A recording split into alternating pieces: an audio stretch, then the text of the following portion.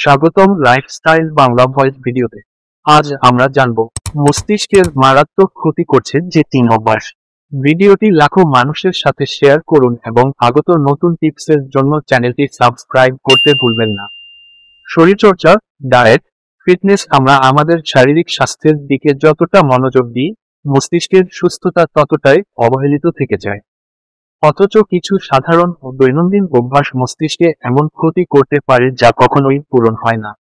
চলুন জেনে নিই এমনই 3টি সাধারণ অভ্যাস যা মস্তিষ্ককে ধ্বংস করছে ধীরে ধীরে, অনেক সময় আপনার অজান্তেই। 1. নিয়মিত ঘুমের ঘাটতি।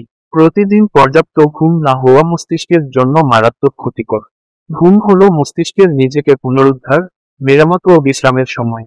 কিন্তু এখনকার ব্যস্ত জীবনযাত্রায় অনেকেই প্রতিদিন 5 থেকে 6 ঘন্টার বেশি ঘুমাতে পারেন না, যা একেবারেই অপর্যাপ্ত। ঘুমের অভাবে কি হয়? স্মৃতিশক্তি দুর্বল হয়, যুক্তি ও সমস্যা সমাধানের ক্ষমতা কমে যায়, মেজাজ খিটখিটে হয়ে পড়ে, দীর্ঘমেয়াদে নিউরনের ক্ষতি হয়, যা অপূরণীয়। কি করবেন? ঘুমানোর অন্তত 2 ঘন্টা আগে স্ক্রিন থেকে বিরতি নিন।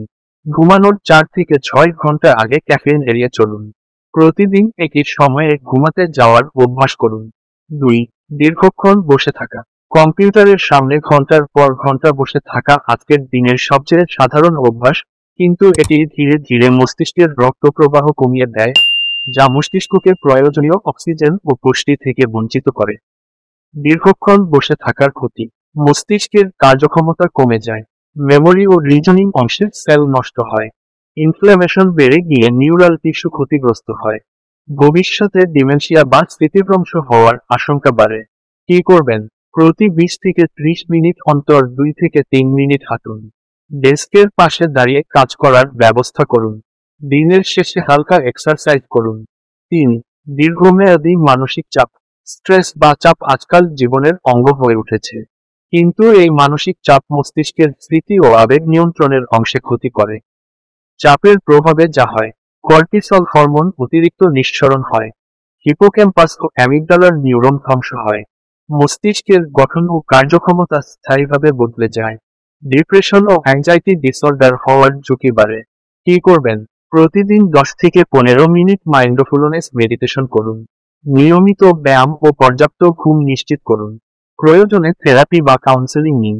আমরা যতটা শরীরের যত্ন নিই, ততটাই গুরুত্ব দেওয়া উচিত মস্তিষ্কের যত্নে। নিয়মিত ঘুম, চলাফেরা এবং মানসিক চাপ কমানো এই সহজ অভ্যাসগুলোই মস্তিষ্ককে অকাল ধ্বংস থেকে রক্ষা করতে পারে। ভিডিওটি ভালো লাগলে চ্যানেলটি সাবস্ক্রাইব করতে ভুলবেন না।